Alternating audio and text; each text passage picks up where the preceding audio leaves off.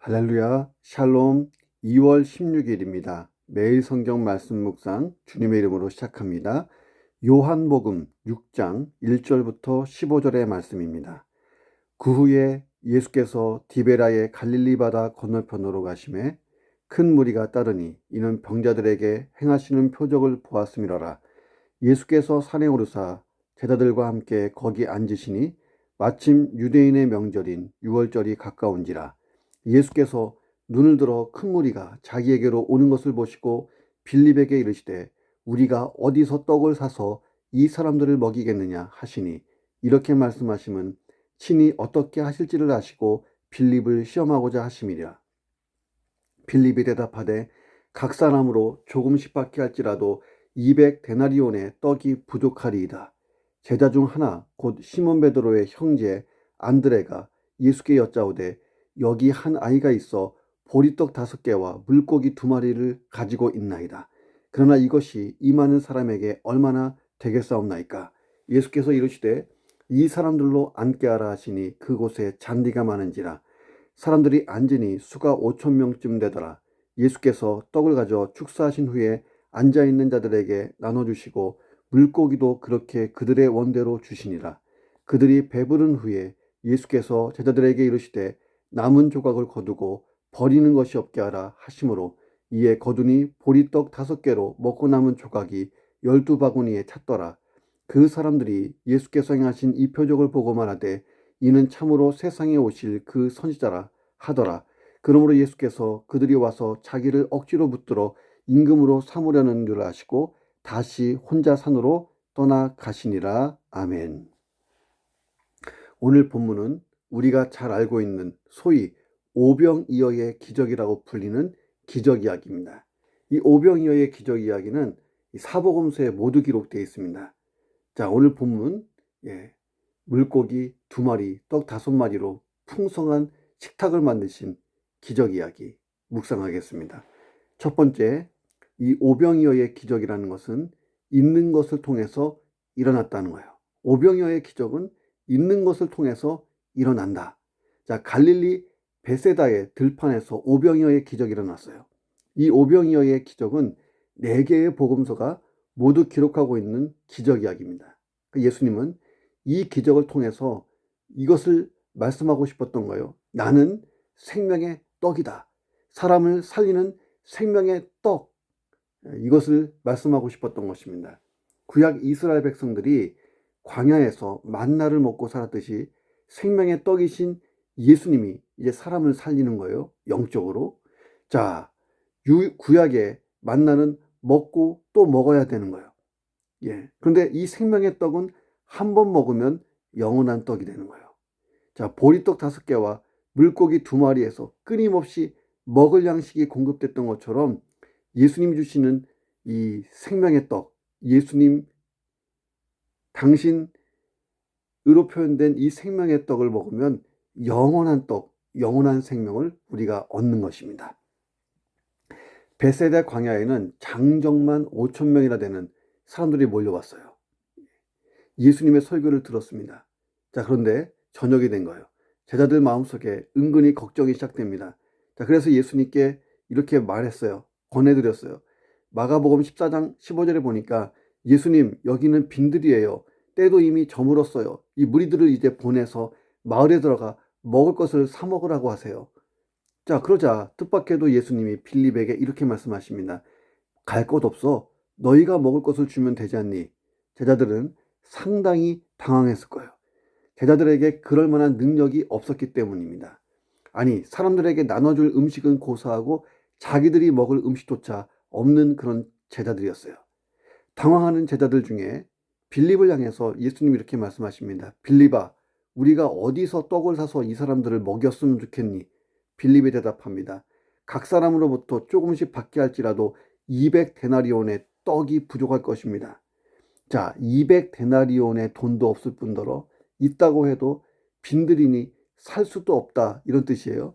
자, 그런데 안드레가 무엇인가 좀 해보려고 애쓰다가 보리떡 5개와 물고기 2마리를 든 아이를 만나요. 그리고 이 어린아이를 예수님 앞으로 데리고 옵니다. 9절에 이렇게 적혀 있어요. 여기 한 아이가 있습니다. 보리떡 5개와 물고기 2마리가 있네요. 자, 예수님, 그런데 이것이 이 많은 사람들에게 얼마나 도움이 될까요? 이걸로 해결될 수는 없잖아요. 예. 안드레가 도시락을 가진 한 아이를 예수님 앞으로 데리고 온 이유가 뭘까요? 한 가지 분명한 것은 이 안드레에게는 예수님에 대한 기대가 있었다는 거예요. 나는 할 수 있는 거 다 했고, 다시 말하면 어린아이의 도시락을 찾아냈고, 이제 예수님이 알아서 하실 차례이다. 예수님이 뭔가 하시겠지 라고 기대를 한 거예요. 만약 안드레에게 이런 기대조차 없었다면 어린아이의 도시락을 보고 그냥 지나쳤겠죠. 에게게, 예, 뭐냐, 예, 이 작은 도시락은 뭐 어쩐다고 하고 넘어갔을 거예요. 근데 그 아이를 데리고 옵니다.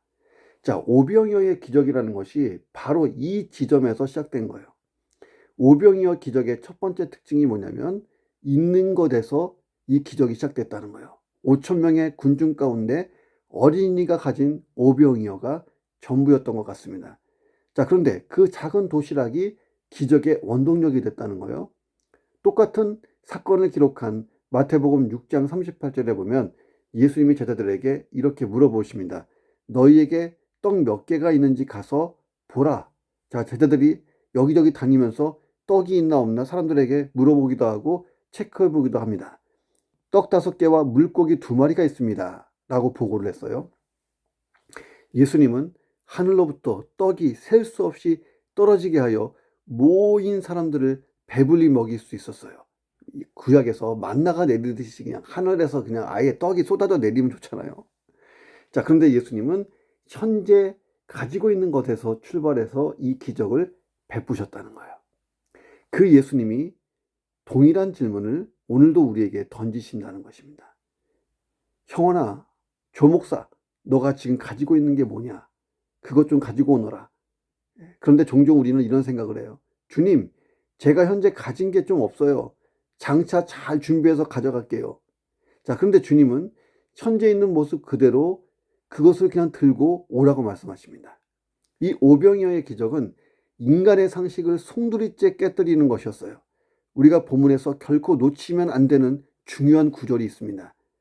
자, 예수님이 빌립에게 말씀하신 다음에 하신 말씀이에요. 6절에 이렇게 빌립에게 말씀하셨던 이유는 친히 어떻게 하실지를 아시고 빌립을 시험하고자 하셨다는 거예요. 예수님은 이미 답을 가지고 있었어요. 5천 명을 어떻게 먹여야 되는지 답이 있었어요. 친히 어떻게 하실지를 아셨어요. 이게 가장 중요한 포인트입니다. 성경에 보면 황당한 명령이 얼마나 많아요. 예, 아브라함은 100살이나 되어서 낳은 약속의 아들 이삭을 번제로 드리라 이 명령을 받았어요.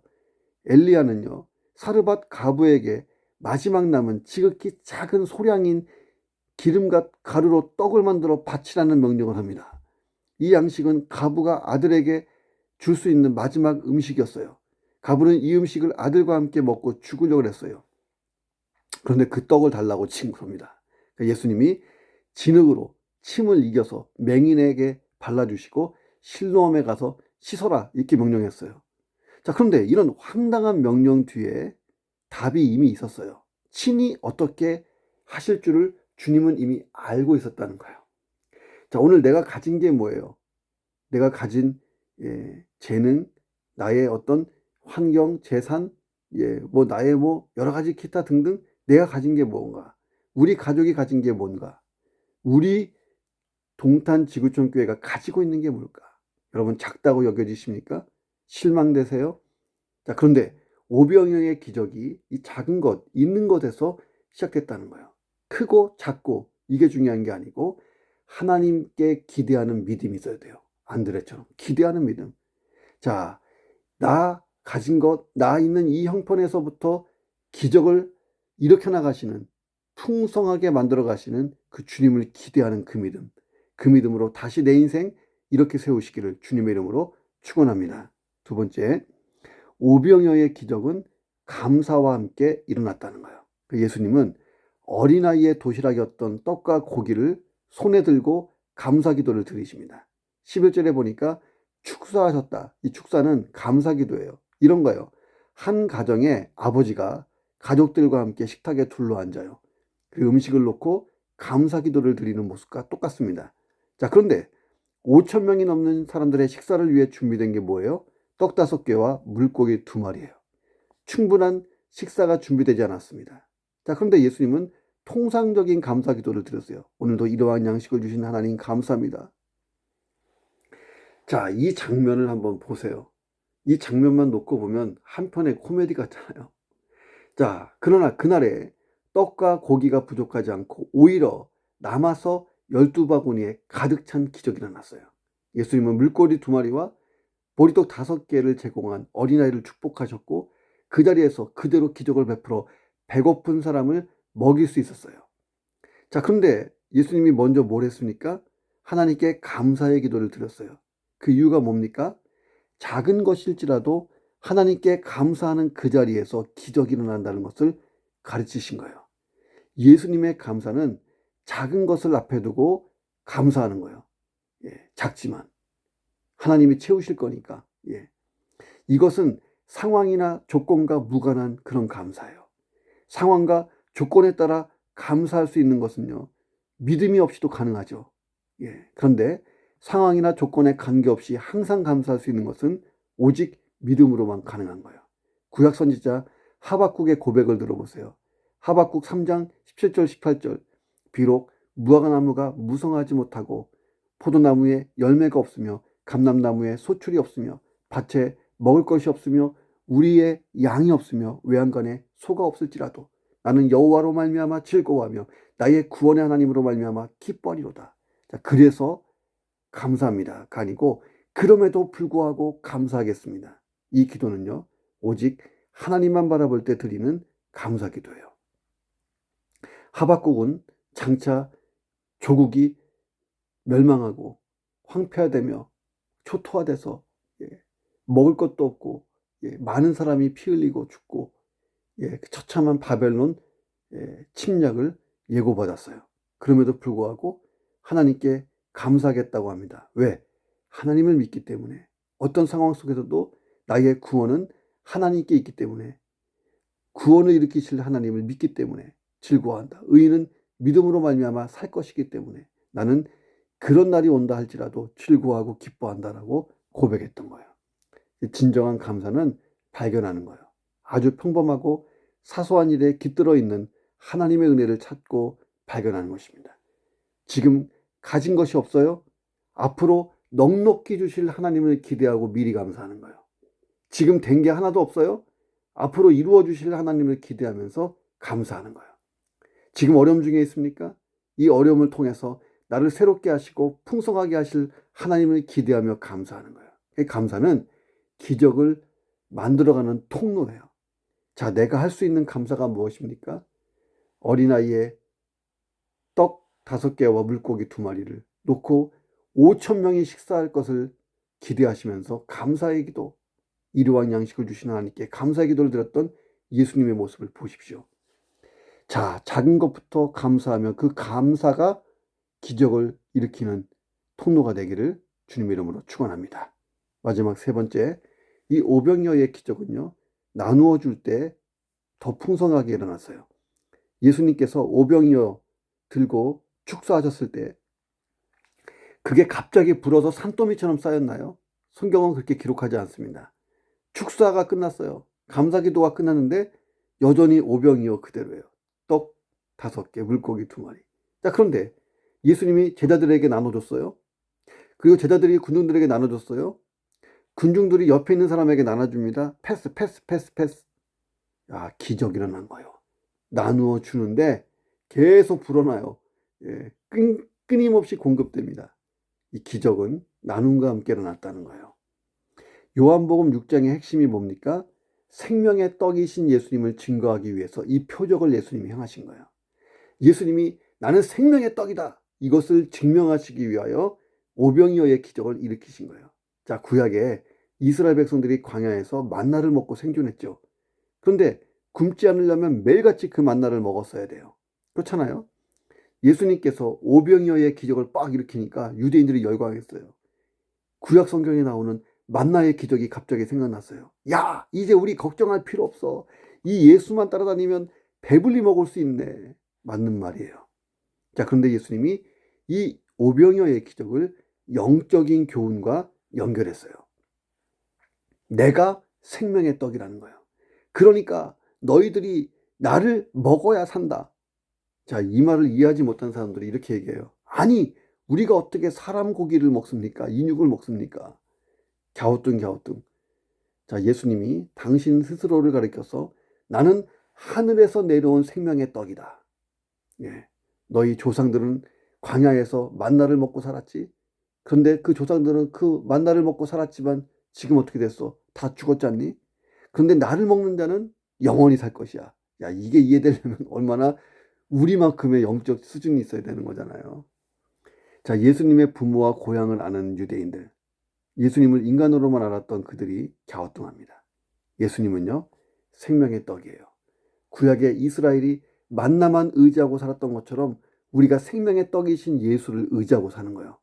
예수님을 통해 하나님과 연결됐죠. 내 죄 사함 받았죠. 멸망에서 구원받았죠. 영원한 천국이 우리 것이 됐죠.